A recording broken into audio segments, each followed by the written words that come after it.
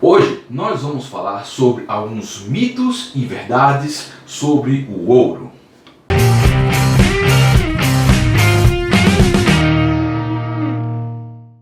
O ouro é o metal mais duro da tabela periódica. Mito ou verdade? Isso é mito, porque o ouro é conhecido por ser um dos metais mais maleáveis da tabela periódica. Você já viu em alguns filmes e desenhos as personagens mordendo moedas de ouro. Olha os 50 centavos. E agora, onde está a vassoura? Por aqui, senhora. O ato de morder uma moeda é um gesto bastante antigo. Serve para comprovar a autenticidade da moeda que você está recebendo. Porque se essa moeda for realmente de ouro puro, as marcas da mordida ficam visíveis na moeda. É também devido à grande maleabilidade do ouro que as joias em geral não são feitas de ouro puro. Se adiciona ou cobre ou prata à liga metálica para dar mais rigidez à joia.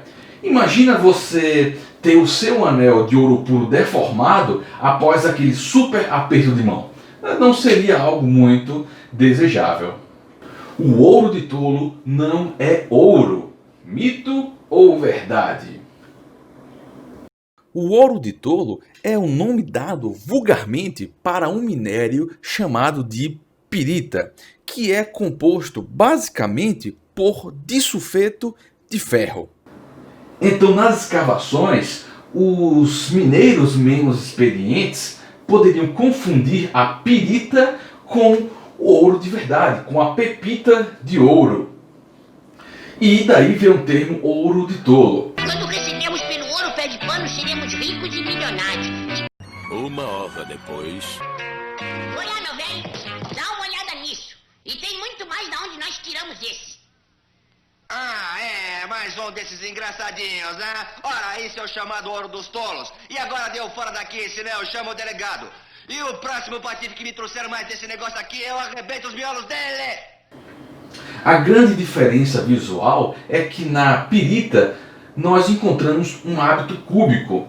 E visualmente nós vemos a pirita formada por vários cubinhos dourados. Que não é o que nós vemos ao encontrar uma pepita de ouro. O ouro é um metal inerte e não reage com nenhum outro elemento químico. Mito ou verdade? Estamos tratando de mais um mito. Embora o ouro seja um metal bastante inerte, daí ele ser classificado como um metal nobre, isso não quer dizer que ele não possa reagir. É a mesma analogia que eu faço para os gases nobres. Os gases nobres podem reagir, só que eles são mais inertes do que os outros elementos químicos. Por exemplo, o ouro pode reagir com a água régia, que é uma mistura de dois ácidos fortes bastante concentrados, que é o ácido clorídrico e o ácido nítrico. Na reação, forma-se um complexo de ouro e cloro. Então, sim, o ouro pode reagir.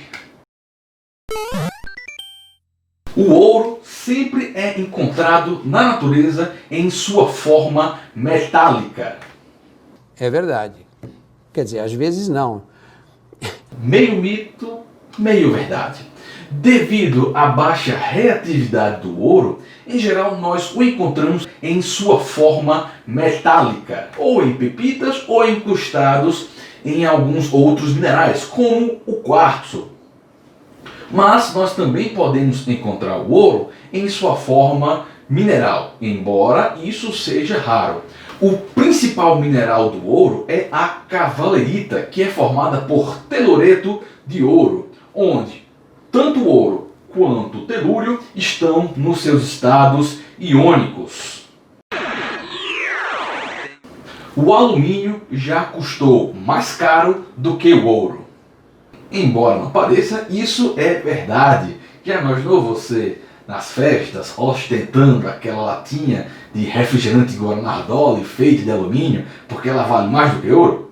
Pois é, tudo isso começou em 1855, quando o imperador Napoleão III organizou um evento onde ele colocou algumas peças de alumínio em exposição. Esse Napoleão III não é o Napoleão Bonaparte. O Napoleão Bonaparte era tio do Napoleão III.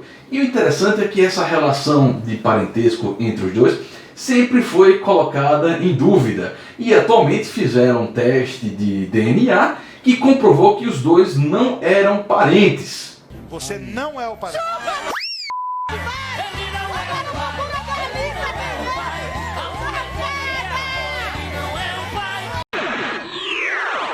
Mas voltando ao assunto, depois dessa exposição, as pessoas começaram a tratar o alumínio como um metal de luxo. Começaram a fazer joias, pratos, talheres de alumínio, e o preço aumentou consideravelmente ao ponto de se tornar mais caro do que o ouro. Mas você sabia que o alumínio é um dos metais mais abundantes da Terra? E a pergunta continua, por que ele era um metal tão caro? Além da exposição do Napoleão, os métodos para obtenção do alumínio, visto que o alumínio, ao contrário do ouro, não é encontrado em sua forma metálica, ele é encontrado na forma de minérios, como a bauxita, que contém óxido de alumínio. Os métodos químicos da época para converter o minério de alumínio em alumínio metálico eram bastante caros e ineficientes. Mas isso mudou com a descoberta da eletrólise e o alumínio ainda hoje é obtido a partir deste processo.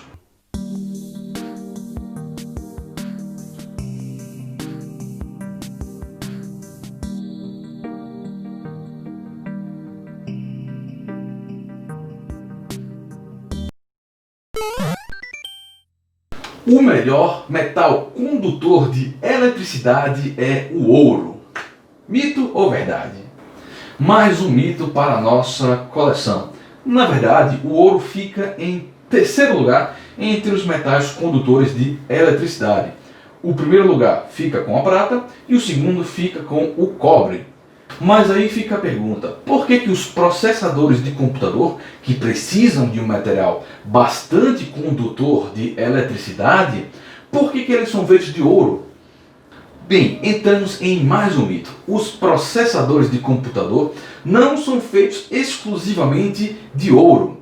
Basicamente, eles são compostos por uma liga metálica que contém prata, paládio, ródio, platina, etc. O ouro apenas reveste essas ligas metálicas, porque devido ao seu grande potencial de redução, ele é menos susceptível à oxidação. E isto faz com que a vida útil do seu processador e do seu computador aumente consideravelmente. É possível transformar chumbo em ouro? Mito ou verdade? Bem, isso foi uma busca bem incessante de muitos alquimistas, transformar um metal comum, que eles diziam que era um metal doente, como o chumbo, em um metal sadio, um metal nobre, como o ouro.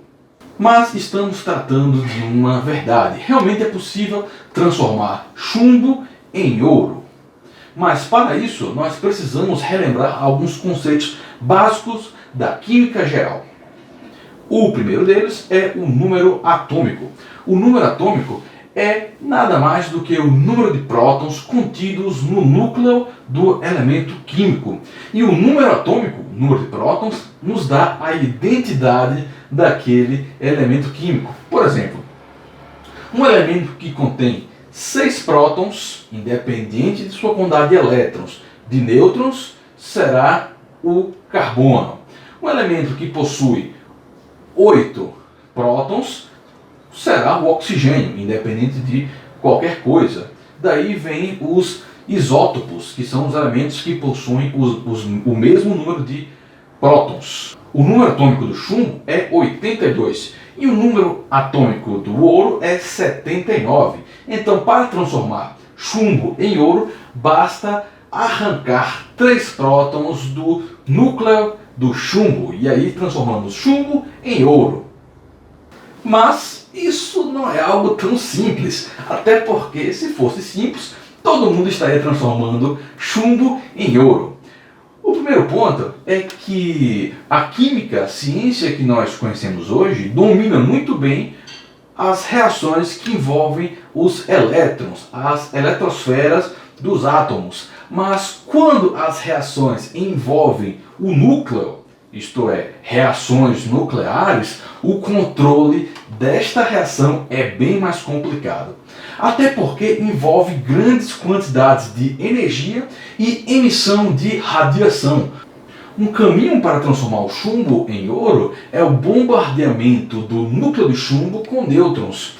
E esse foi mais ou menos o mecanismo utilizado para as explosões das bombas nucleares de Hiroshima e Nagasaki, onde o combustível era urânio, era o bombardeamento do núcleo de urânio, que se fragmentou em muitos outros elementos químicos. O grande problema é controlar essa reação nuclear, porque há uma grande liberação de energia e essa grande quantidade de energia faz os fragmentos gerados após o bombardeamento se fragmentarem em núcleos menores. Então nós não conseguimos controlar o que é formado depois desse bombardeamento inicial. Além de que estamos falando de uma reação nuclear que envolve grandes quantidades de radiação. Então teremos que controlar a quantidade de energia liberada e a quantidade de radiação que também é liberada nesse processo. E claro, atualmente nós não temos tecnologia para isso. E se um dia tivermos, provavelmente financeiramente ainda será bem mais vantajoso minerar ouro do que seguir por esse caminho. Então pessoal, o vídeo de hoje foi isso aí. Espero que vocês tenham gostado. Se tiverem sugestões para novos conteúdos, deixem aqui nos comentários e até a próxima.